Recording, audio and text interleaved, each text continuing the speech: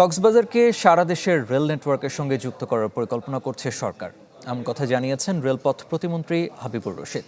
দুপুরে রামুতে রেললাইন পরিদর্শনকালে তিনি কথা জানান। প্রতিমন্ত্রী বলেন, পরিকল্পনার অংশ হিসেবে প্রথমে পঞ্চগড়ের সাথে কক্সবাজারের ডুয়েল গেজ সংযোগ স্থাপনের প্রক্রিয়া শুরু হবে।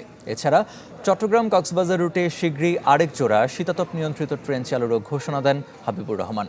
স্থানীয় সংসদ সদস্য লুৎফুর রহমান কাজল এবং রেলপথ মন্ত্রণালয়ের কর্মকর্তারা পরিদর্শনকালে উপস্থিত ছিলেন।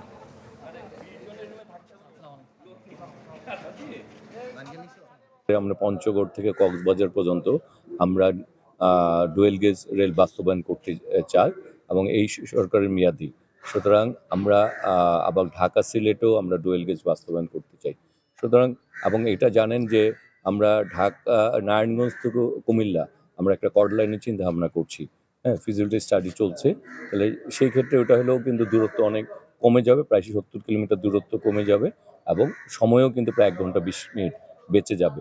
সুতরাং সরকারের উদ্দেশ্য রয়েছে কক্সবাজারকে তার টোটাল বাংলাদেশের সাথে একটি যোগাযোগ ব্যবস্থা বাস্তবায়ন করা।